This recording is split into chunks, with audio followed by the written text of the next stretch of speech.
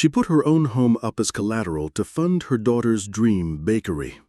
2 months later, she found an empty storefront and a bill of sale showing her life savings were spent on a champion racehorse. But what her daughter didn't know was the loan agreement gave her mother a 60% ownership stake in whatever was bought with the money. So how do you use a forgotten legal clause to seize your own daughter's prized racehorse and enter it into the Kentucky Derby under a new name?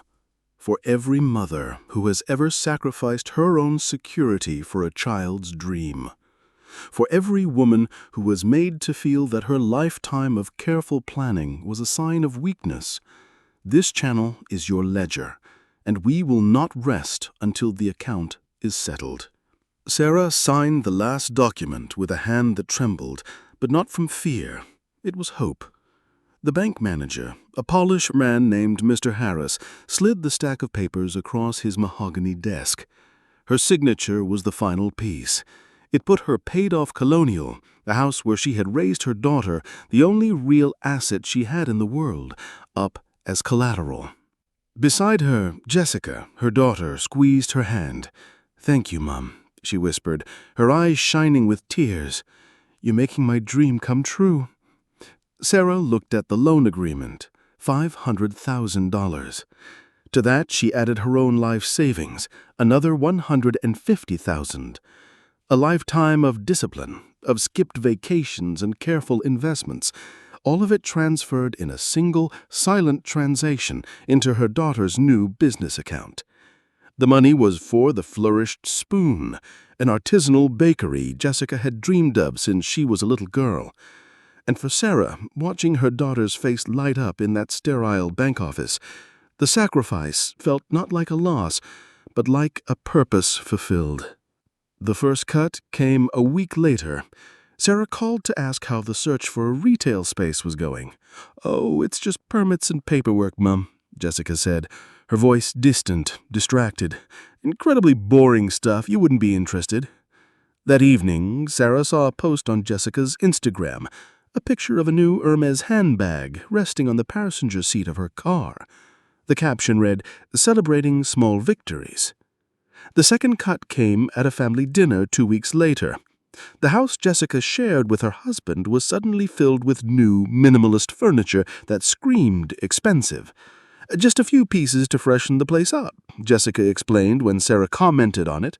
When Sarah gently asked if there were any updates on the bakery location, her daughter laughed. "Patience, Mom. These things take time. It's an investment."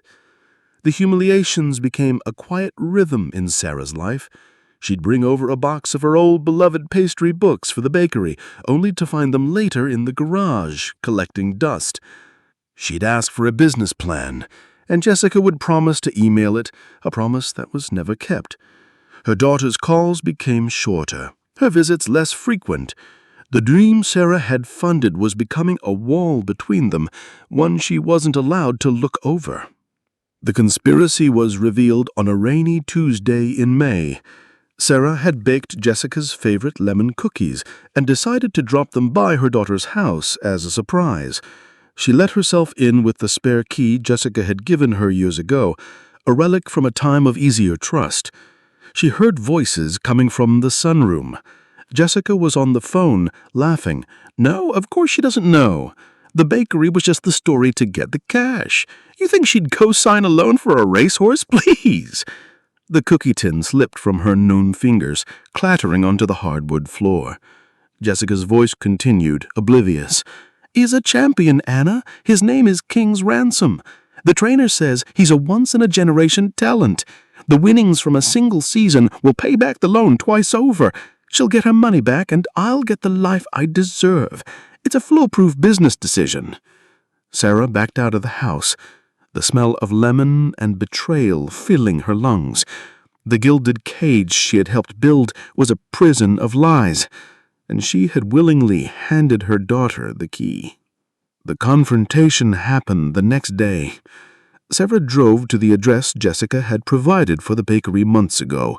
It was exactly as the conspiracy had revealed, an empty storefront in a forgotten strip mall, A faded "For Lease" sign hung crooked in the window. From there, she drove to Jessica's. She didn't raise her voice. She simply walked in and placed a single printed sheet of paper on the polished marble island in the kitchen. It was the bill of sale for a thoroughbred racehorse named King's Ransom. Jessica looked from the paper to her mother's face, her own expression shifting from surprise to a cold, hard defiance. "It was an investment, Mum," she said, her voice sharp, "a better one than a stupid bakery. You wouldn't have understood." "I understand now," Sarah said, her voice quiet, the sound of a world breaking. "I need the money back, Jessica, my savings, and you need to get my house released as collateral." Jessica let out a short, incredulous laugh. "The money is gone, invested, and the loan is a done deal. I'll pay you back when the horse starts winning." She turned away, dismissing her mother as she might a servant. "Now, if you'll excuse me, I have a call with the stables. Champions don't train themselves." Sarah drove home, not in a storm of tears, but in a profound and terrifying silence. The quiet dignity she had worn for years as a shield had been shattered, and in its place was the cold, hard clarity of a bookkeeper who has just discovered a catastrophic embezzlement. She did not go to her bedroom, a place of soft memories and vulnerability. Instead, she walked to the one room she had barely touched since Henry died, his study. The air was thick with the scent of old paper and leather. His law books stood in silent, orderly ranks on the shelves. This was a room of logic, of contracts, of consequences. It was here, surrounded by the architecture of her late husband's careful mind, that she sat down and made her first call, not to her daughter, but to her oldest friend, Carol. "He did what?" Carol's voice crackled over the speakerphone, a vessel for the raw fury that Sarah herself could not yet allow herself to feel. "A racehorse with your life savings in the house as collateral? Sarah, that is not an investment. That is grand larceny with a saddle." Sarah looked at a framed photo on the desk of her and Henry on their wedding day. "She called it a foolproof business decision," Sarah replied, her own voice steady, detached. "She plans to pay me back from the winnings." Carol let out a short, brutal laugh. "And I plan to win the lottery by staring at the tickets." "For God's sake, Sarah, you have to call the police. This is fraud." "No," Sarah said quietly, pulling a single thick document from a locked file drawer. "It's not fraud. It's worse. It's a breach of contract." There was a pause on the other end of the line. "What contract?" Carol asked, her voice shifting from outrage to curiosity. Sarah smoothed the document on the desk.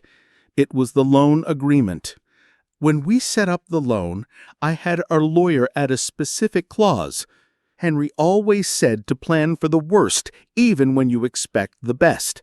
Any single asset purchased using more than 50% of the combined funds automatically triggers a co-ownership addendum." Jessica was so focused on the total amount, she never read the fine print. Carol was silent for a moment, processing. "Wait a minute. You mean to tell me you own part of the horse?" Sarah looked at the clause one more time, the words clear and precise. A final gift from a husband who had always sought to protect her. "No, Carol," she corrected softly. "According to the contract she signed, I am the majority owner. I own 60%. The strategic shift in Carol's voice was immediate. The shock was replaced by the thrill of the hunt. "So what are you going to do?" Sarah picked up her phone and dialed another number, the one for the family lawyer whose firm had managed their affairs for 30 years. "I'm going to do what any responsible business owner would. I'm going to protect my investment." Mr. Jennings answered on the second ring. "Mr. Jennings," Sarah said, her voice clear and without a trace of emotion, It's Sarah Albright. I'd like you to execute the collateral ownership clause on the loan agreement from March 12th. Please file the necessary paperwork with the State Racing Commission to immediately transfer majority ownership of the asset King's Ransom to my name." She hung up, the quiet click of the phone ending the call echoing in the silent study. The trap, laid years ago out of cautious love, had been sprung. Sarah sat back in Henry's leather chair, the first calm she had felt in months settling over her. She did not have to wait long. Not 5 minutes later, her phone buzzed, vibrating violently against the polished wood of the desk. The screen lit up with a name, Jessica. Beneath it, a message in all capital letters. "Mom, what the hell is this email from the lawyer? Call me right now." Jessica's public counterattack was as swift as it was predictable. Barred from accessing the now contested funds and facing legal confirmation of her mother's majority ownership of the horse, she took the fight to the one arena she understood: social media. The morning after the legal notice, a carefully crafted post appeared on her Instagram. It was a black-and-white photo of her as a child, hand in hand with her mother, both of them smiling. The caption was a masterpiece of passive-aggressive martyrdom. "Heartbroken," it began. "My mother, struggling with what we believe are early stages of cognitive decline, has been tragically manipulated by predatory legal counsel. She is attempting to seize control of my business, a family legacy I have worked tirelessly to build. Please send prayers for her clarity and our family's strength during this difficult time." The post was a calculated strike, designed to frame Sarah not as a victim, but as an incompetent, mentally fragile elder being exploited by sharks. It was brilliant in its cruelty. Comments of sympathy for Jessica poured in from her circle of affluent friends. "So sorry you're going through this, darling. Your mother was always so intense. Let us know if you need anything." Sarah watched the comments roll in from the quiet of Henry's study, a cup of tea growing cold in her hands. The family legacy her daughter claimed to be building was, in fact, built on Sarah's life savings. But in the court of public opinion, facts were secondary to narrative. Carol called, her voice a low growl of outrage. "Did you see it? The unmitigated gall of that child, painting you as a confused old woman. You have to respond, Sarah. Post the bank statements. Post the damn bill of sale for the horse."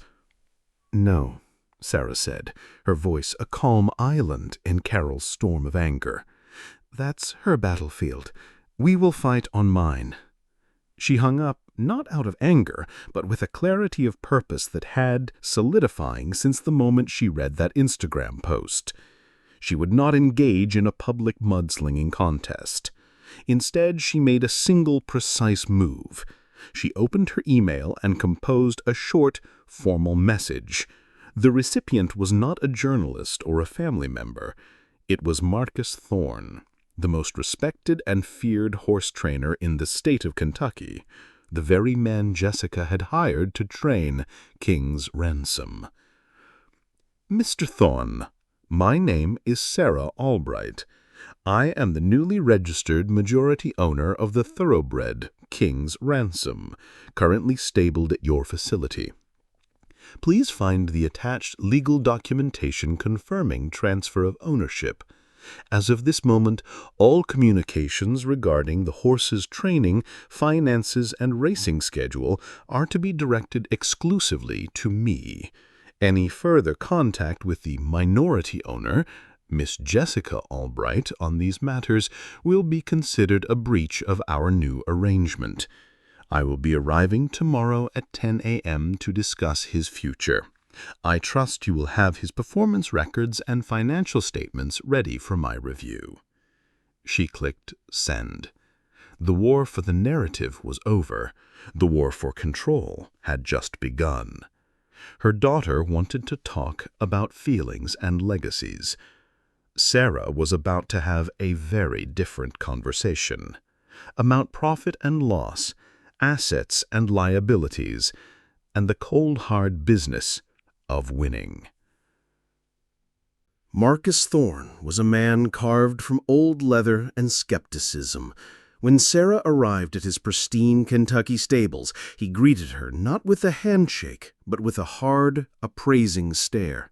"Ma'am," he said, his voice a gravelly baritone, "I've seen a lot in this business, but I've never seen a mother seize her own daughter's racehorse." Sarah met his gaze without flinching. "Then you, sir, have never met my daughter." She spent the next hour in his office, not making emotional appeals, but conducting a forensic audit of King's Ransom's progress. She reviewed vet bills, feed costs, training regimens, and race projections. She asked sharp, specific questions that betrayed a lifetime of balancing ledgers. By the time she was done, Thorne's skepticism had been replaced by a grudging respect. "You're not what I expected," he admitted. "Good," Sarah replied. "Neither is the horse." The first of Jessica's foolish counterattacks came a week later. A lawyer representing her daughter sent a blustering cease and desist letter accusing Sarah of elder fraud and undue influence, citing the Instagram post as evidence of her supposed cognitive decline. Sarah simply forwarded the letter to her own attorney, who responded with a single-sentence email. "Please provide your client's medical and psychological evaluations that led her to this public diagnosis of her mother, as we will be including them in our countersuit for defamation." There was no further communication from that lawyer. The second gambit was more desperate. One afternoon, Sarah received a tearful call from her daughter. "Mom, I was wrong," she sobbed into the phone. "I've been so foolish. I'll sell the horse. I'll pay you back. I'll do anything. Can we just please put this behind us?" Sarah listened to the practiced performance, her own heart a cold, still stone. "Of course we can, Jessica," she said, her voice even. "Just have your new financial advisor send me a detailed repayment plan, and I'll have my legal team review it." There was a brief silence on the other end. "Financial advisor?" she asked, the confusion in her voice genuine.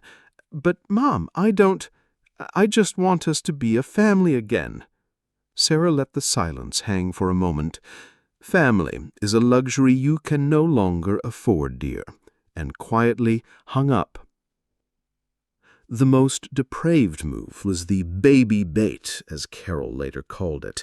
A week after the failed apology, Jessica appeared unannounced at Sarah's front door.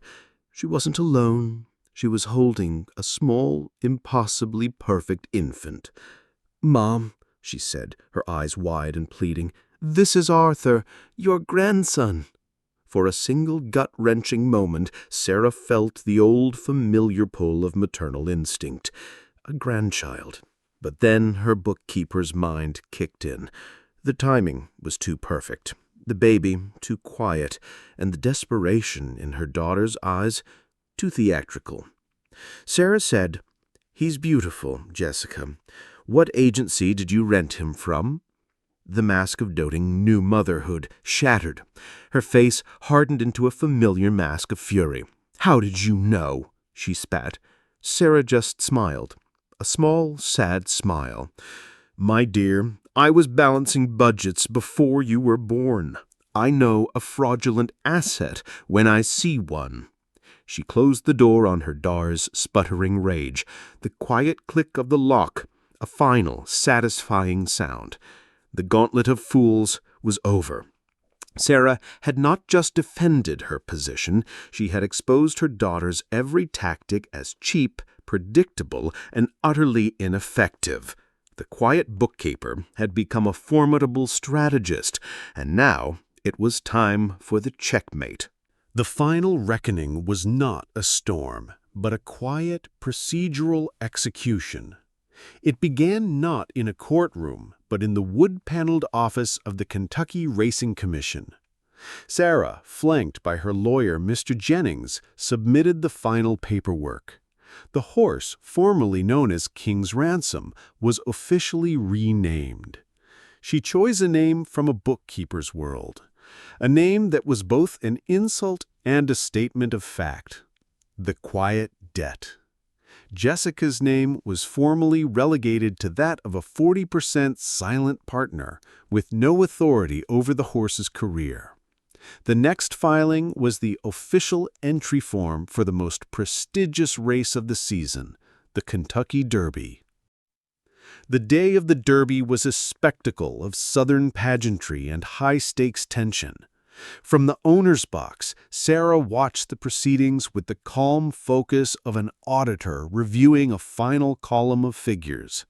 She wore a simple, elegant navy dress, a stark contrast to the flamboyant hats and designer suits around her. Marcus Thorne, now her loyal and impressed trainer, stood beside her, giving her quiet updates on the horse's condition. In a suburban mansion miles away, a house now starkly empty and bearing a "For Sale" sign in the front yard, Jessica watched the pre-race coverage on a television placed on a cardboard box. She saw the cameras pan across the owner's box, settling for a moment on the unfamiliar, serene face of her mother. The announcer mentioned the intriguing backstory, the feel-good story of the Derby, a retired librarian from out of state who had become the majority owner of a long-shot contender in a dramatic family business deal. For Jessica, every word was a public lashing.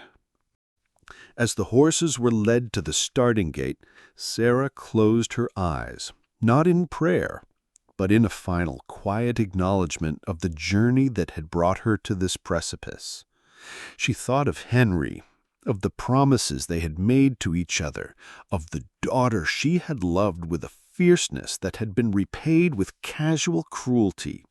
A single tear traced a path down her cheek, a final silent payment on an emotional debt that could never be really reconciled. Then the bell rang. The race was a blur of pounding hooves and roared excitement. The Quiet Debt, an unknown quantity, ran with a startling, explosive power. In the final stretch, he pulled away from the pack, his victory not just clear but undeniable. As he crossed the finish line, a full 2 lengths ahead of the favorite, the announcer's voice filled with disbelief and elation. "The Quiet Debt has done it! The unknown horse owned by the unknown woman, Sarah Albright, has won the Kentucky Derby." Jessica watched, her face ashen as her own dream. The dream she had stolen to achieve was realized by the mother she had tried to erase. The camera found Sarah again, not celebrating wildly, but watching with a single victorious nod. The quietest person in a stadium of deafening noise. The villain's collapse was silent and total. As the world celebrated her mother's improbable victory, Jessica received a final text message, not from her mother, but from her bank. It was an automated alert. "Your account is overdrawn." The last of the loan money was gone. The winnings, now multiplied tenfold by the Derby victory, belonged to the woman she had betrayed. The house was being sold. Her friends had distanced themselves after the confused elder narrative had publicly collapsed. She was ruined, utterly and completely, by a quiet bookkeeper who had always, in the end, been better at math. 1 week later, Sarah sat in her lawyer's office. On the table in front of her was a sales agreement. The victorious horse, the Quiet Debt, had been sold to a wealthy syndicate for a sum that was life-altering. She signed the last page with a firm, steady hand. Please deposit my 60% into my account. As for the remaining 40%, have a certified check made out to my daughter." She paused, then added the final chilling instruction. "Send it to her new address via registered mail. With a note, it should say just 2 words: account closed."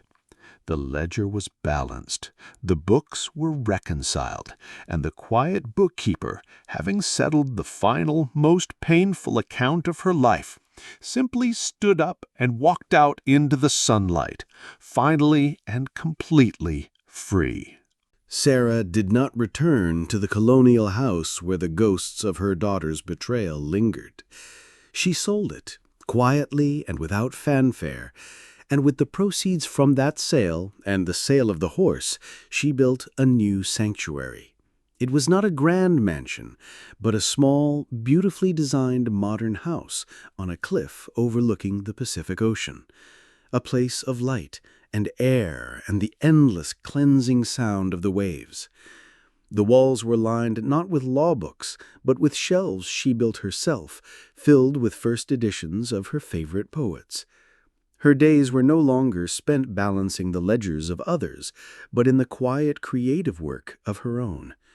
She started a small nonprofit foundation dedicated to providing microloans to women over 60 who wanted to start their own businesses.